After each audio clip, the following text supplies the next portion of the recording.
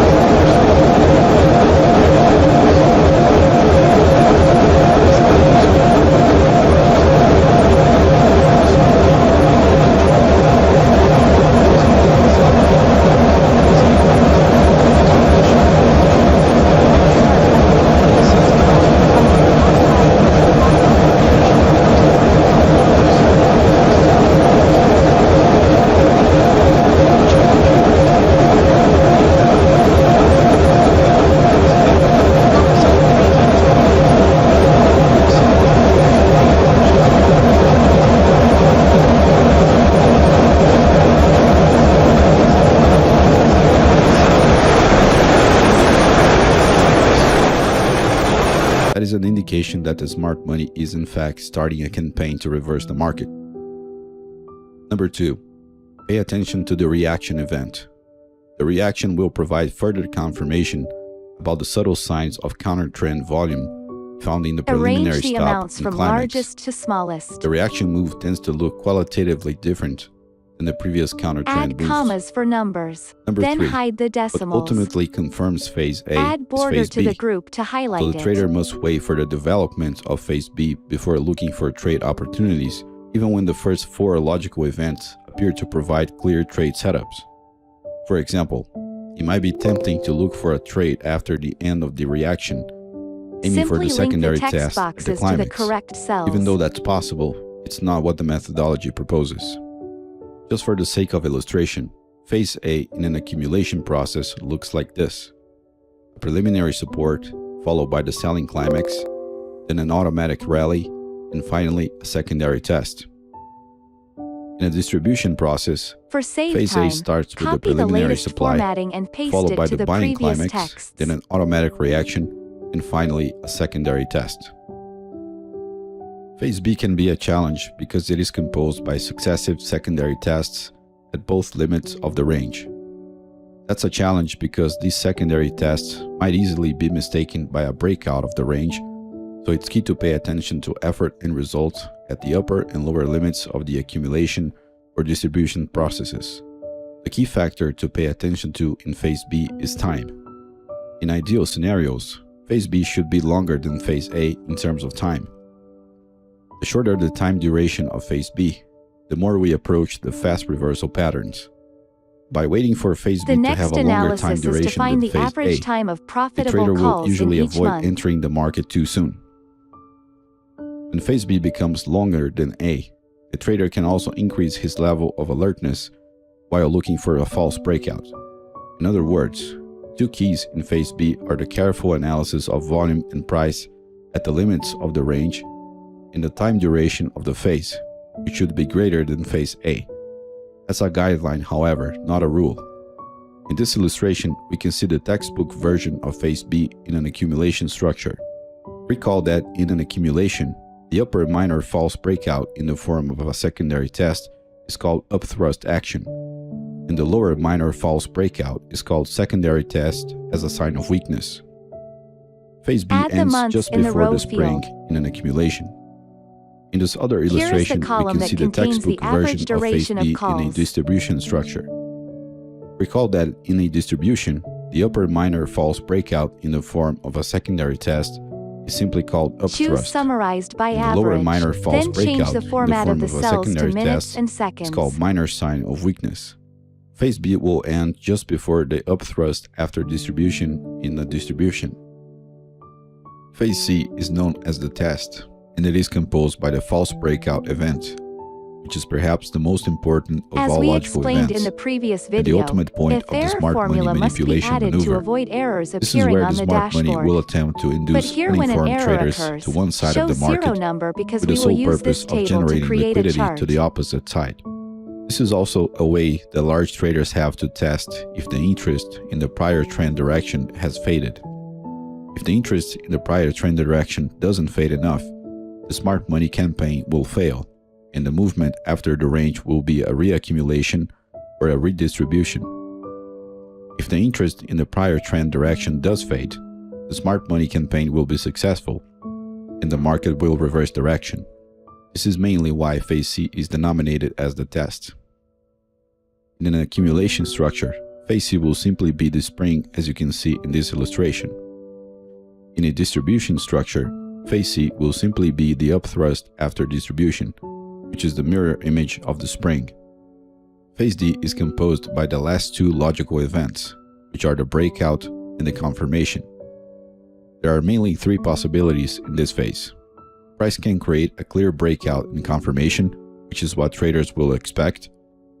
Price can meander after the breakout with some hesitation to confirm and produce a new trend. Will simply be the upthrust can after create another false breakout, which is the mirror image of the spring.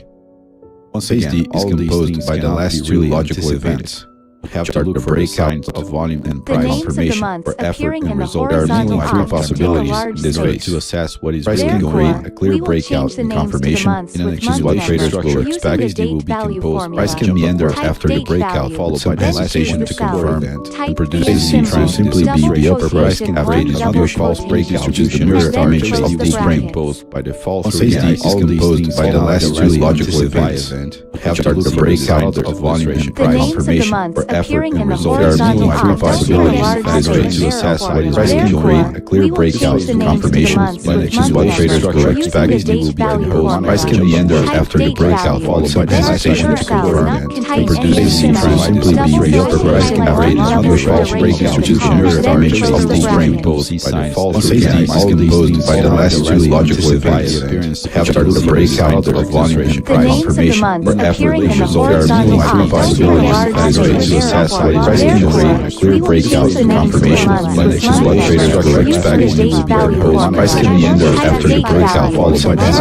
value. confirm Not and contain produce any a C symbol. will simply Double be the upper quotation, price highlight average one on double your false break quotation, distribution then mirror close image of the the spring brackets. posed by the fall Once through AC the is composed by the last two logical events, have to look for signs of volume and The price names of the confirmation months for effort appearing in and the result. There are horizontal mainly three column possibilities contain a in large this way to space. assess what is really Therefore, going on. A clear we will breakout change the in names to the confirmation months when with it is what month traders number will using expect. the XD date will be value composed. formula. Price can meander Type after the date breakout, value. followed by the Then hesitation choose to the value. confirm Not and contain produce any a C symbol. will simply Double be the upper quotation, price highlight average one on your double false break quotation, distribution mirror then image close of the the spring brackets. posed by the fall Once through AC the is composed by the last two logical events, have to look for signs of volume and The price names of the confirmation months for effort appearing and in the result. There are horizontal mainly three column possibilities in this way to assess what is really going on. A clear breakout in confirmation expectation what traders will price can meander after the price can meander hesitation to confirm by the hesitation to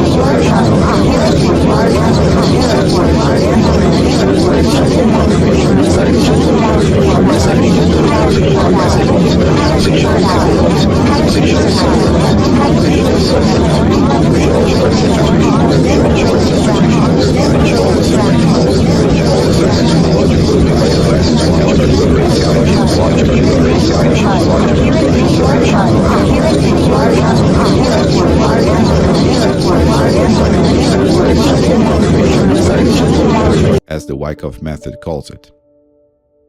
In the case of an accumulation, Now we you have want the to show the upthrust key action, value from this which is part the of the test of the analysis, upper limit of the which is the range average established calls by the over all peak of months. the automatic rally, And also at the and the bottom, we secondary will show test the as a lowest sign and of the weakness, highest. which is the test of the lower limit of the range established by the trough of the selling climax. In the case of an accumulation, phase C will begin with the spring. This is the false bearish breakout or bear trap that violates the lows produced in phase A and B. When the spring produces a violent movement to the downside, it is called a terminal shakeout. Phase C, which is composed only by the spring, is the beginning of the second change of character. After the spring, phase D begins, and it is composed by the true breakout, which in the case of an accumulation is called sign of strength or jump across the creek, and the confirmation event, which in this context is called last point of support. The formulas are easy. This confirmation Type event can also be equal, called average, then back up to select the edge of range. the creek. This is the final nail in the coffin of the second change of character. Now the market is indeed Type trending equal, upwards. max, then Phase select E the is range. marked by successive signs of strength, Type and equal less points of MIN, support, then select the and the range. harmonic relationship between volume and price, or effort and result. This generates the characteristic higher highs and higher lows of an uptrend. This is the complete horizontal accumulation structure according to the Wyckoff methodology. In the distribution structure, instead of the creek, we have the ice, which is the price level formed by the low of the automatic reaction. The other thing to pay attention is the presence of changes of character, meaning moments where the market transitions from trending to ranging or vice versa. The first change of character occurs in phase A, when the market goes from an uptrend to a sideways market, and the second change of character occurs in phases C and D, when the market goes from a sideways move into a downtrend. Let's quickly review the events and phases of the distribution. Phase A will be composed by the preliminary supply, the first attempt of the smart money to absorb demand, the buying climax, which is the climatic buying volume that ends the uptrend, the automatic reaction, which is a downward price movement that is qualitatively different than the previous counter trend moves and shows a new interest to the opposite direction of the current trend, and the secondary test, which will test the degree of demand at the same price level of the buying climax. The secondary test closes phase A and opens phase B. Recall that phase A establishes the first change of character. Phase B is the construction of the cause, the sideways movement that precedes the new trend, or the effect as the Wyckoff method determines. In the case of a distribution, we have the upthrust, which is the test of the upper limit of the range established by the price level of the buying climax, and the minor sign of weakness. The second test of the lower limit of the range closes phase established by the drop phase B automatic reaction. Recall that phase A establishes the first change of character. Phase C will begin with phase B is the construction of the cause. This is the sideways movement that precedes the new trend that violates the effect as the Wyckoff method determines. And B. In the case of a distribution, we have the upthrust, which is the test of the upper limit of the range established the same price level of the buying climax, and the minor sign of weakness fall through the second test of the lower limit test closes phase established by the drop phase B automatic reaction. Recall that phase A establishes the first change of character. Phase C will begin with phase B is the construction of the cause. This is the sideways movement that precedes the new trend that violates the effect as the Wyckoff method determines. In the case of distribution, we have the upthrust, which is the test of the upper limit of the range established the same price level of the buying climax, and the minor sign of weakness fall through the second test of the lower limit test closes phase established by the drop phase B automatic reaction. Recall that phase A establishes the first change of character with accumulation and distribution structures as if they always developed in a perfect horizontal motion, but in the real market, that's not always the case. This leads us to the idea of sloping structures. There are two rules to keep in mind. First is that sloping structures follow the exact same logical events and phases of horizontal structures.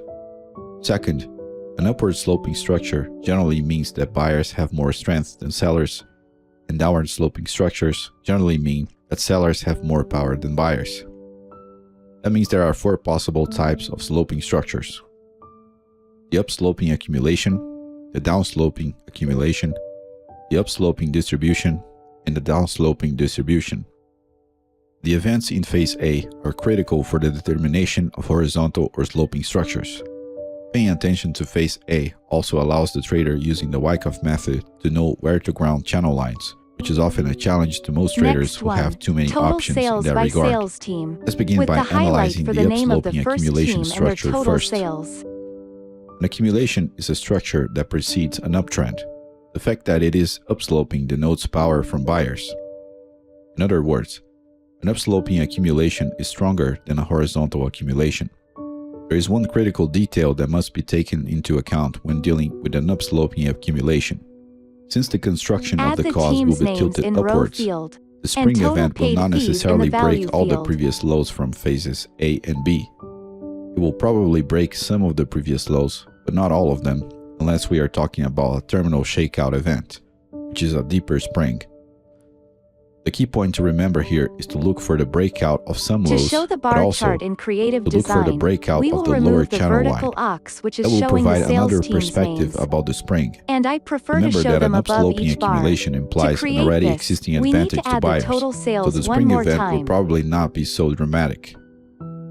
In the case of a downsloping accumulation, we also have a peculiar situation.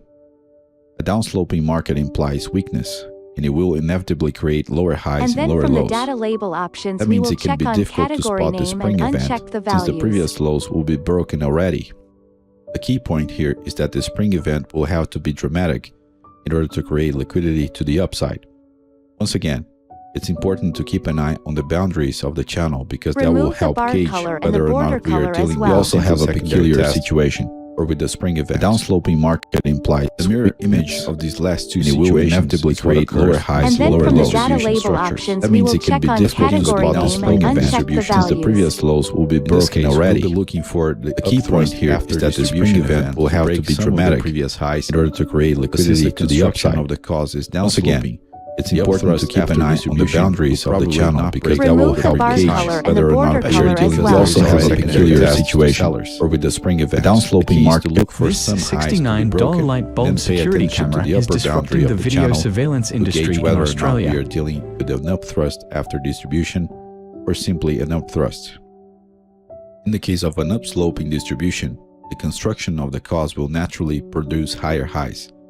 That means it will be difficult to detect the upthrust after distribution event if the trader doesn't pay attention to the boundaries of the channel, and of course, the relationship between effort and results, which is the main thing in the Wyckoff method. In this case, the upthrust after distribution event Perfect. will be Let's add a characterized little as an space between the overextension names and the in bar. relation to the upper boundary of the channel. The goal of this video is that you become familiar with all the labels and meaning of market phases in both accumulation and To add the distribution name structures. of the highest team and the number of It's sales, important that you know we need what the each of same these pivot events and table as phases the represent previous one. without thinking too much about them. In other words, they should become second nature to you.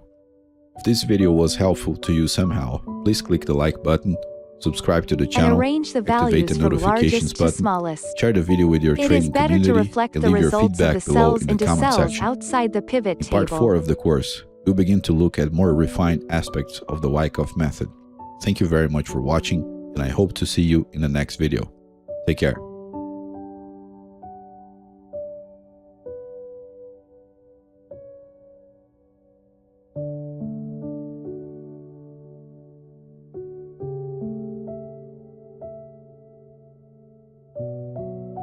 We'll begin to look at more refined aspects of the Wyckoff method.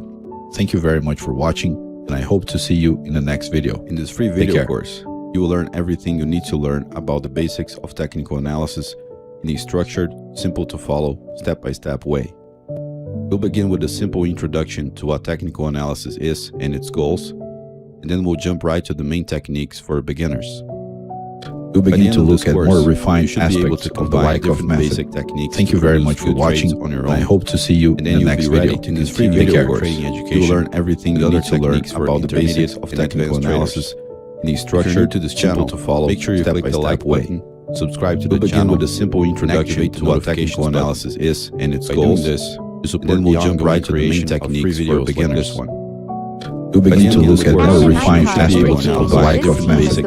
Thank you very much for watching, and I hope to see you in the next video. In this free video course, you will learn everything you need to learn about the basics of technical analysis in a structure to this channel to follow. Make sure you click the like button, subscribe to the channel. We'll begin with a simple introduction to what technical analysis is and its goals.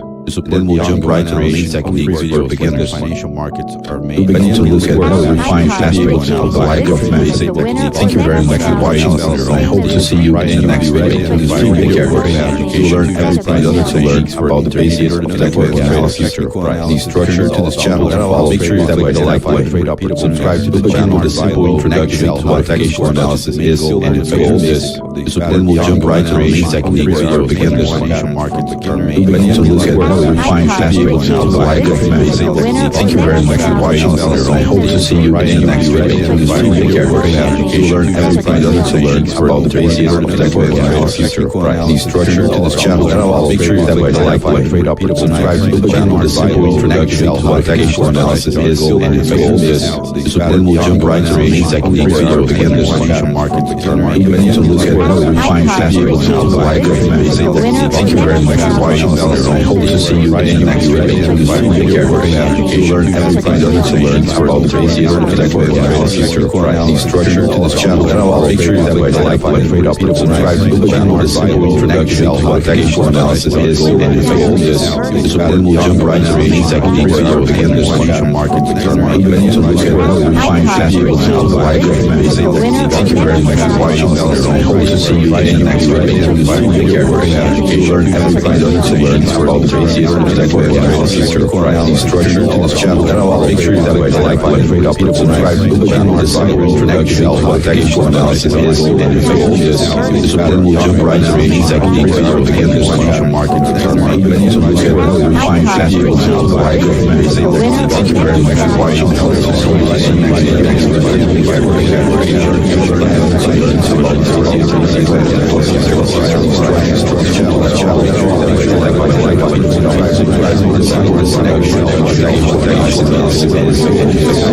you in the next